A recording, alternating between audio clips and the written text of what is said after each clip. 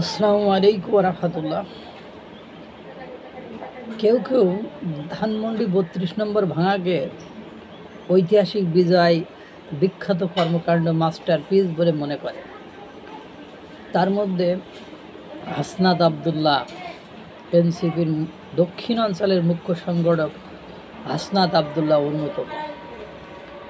রুমিন ফারহানা ৩২ নম্বর ভাঙাকে একটা বিভৎস মবক্রেসি বলে উল্লেখ করেছেন এবং সেখানে তিনি সরকারকে দূষিয়েছেন। সরকার নীরব ছিল, সরকারের সেইটা ভাঙায় ভূমিকা ছিল, এটা তিনি বলেছেন। এই জন্য হাসনাত আবদুল্লাহ কটাক্ষ করে অনেক কথা বলেছেন যে ধানমন্ডি ৩২ নম্বর ভাঙায় অনেকে মায়া কান্না শুরু করেছে। আরে ভাই, তোমার এই হুঙ্কার কতদিন থাকবে? যারা চলে গিয়েছে তারাও এরকম হুঙ্কার দিত, তারাও এরকম বক্তব্য দিত। শুধু প্রশাসন তোমার পেছন থেকে সরে গেলে জনগণ তোমার জন্য কান্নার বা তোমাকে সেভ করার জন্য থাকবে বলে তুমি মনে করো? এখন তুমি ভাবতেছো যে আমরা এই হুঙ্কার দিয়ে সরকারের সাপোর্ট নিয়ে সাস্টেইন করব যতদিন, ততদিনই আমাদের ভালো। তারপর জয় বাংলা স্লোগান নিয়ে তুমি কটাক্ষ করছো। ওই জয় বাংলা স্লোগান যদি বিএনপি করেই দিতে হয় তাহলে তারা আমলিক করুক, বিএনপি করার দরকার কি? জয় বাংলা স্লোগান কার স্লোগান ভাইয়া? জয় বাংলা স্লোগান ছিল তৎকালীন মুক্তিযোদ্ধার স্লোগান। সেই মুক্তিযুদ্ধের স্লোগান মুক্তিযোদ্ধারা বেঁচে থাকতে তারা দিব না। তোমার দাবির কাছে সেই জয় বাংলা স্লোগান মিলান হয়ে যাবে, মুক্তিযোদ্ধারা বেঁচে থাকতে এটা ঘটতে দিবে? মানে নিজেকে পণ্ডিত ভাবা ভালো, কিন্তু এতটা পণ্ডিত নয় যে পাণ্ডিত্যের কারণে পরবর্তীতে ভোগান্তিতে ভুগতে হয়। কারণ ওই একটা কথা আছে, ভাষাতে মধু ভাষাতে বিষ। তোমার যে ভাষা চয়ন, শব্দ চয়ন, তোমরা তো বলোই যে আমাদের মানে শেষ পরিণতি কি হবে। জনগণ, সারা বাংলাদেশের জনগণ যখন নিষ্পেষিত, নির্যাতিত, নিপীড়িত, জীবন শঙ্কায় ভুগছে, তখন তুমি রাজনৈতিক দলের পেছনে পড়ে আছো, তুমি জয় বাংলা নিয়ে পড়ে আছো, তুমি ৩২ নম্বর ভাঙার যারা প্রতিবাদ করছে তাদেরকে নিয়ে পড়ে আছো। তুমি যে দেশের মানুষের জন্য কত কল্যাণকর, মঙ্গলকর, আর তুমি যে মবতন্ত্রের জনক, মবক্রেসির জনক, মানে তোমরা যে মবতন্ত্র, মবক্রেসি সৃষ্টি করেছো। ইংরেজিতে একটা কথা আছে, ক্লার মাস্ট বি কিল্ড, হত্যাকারী অবশ্যই হত্যা হবে।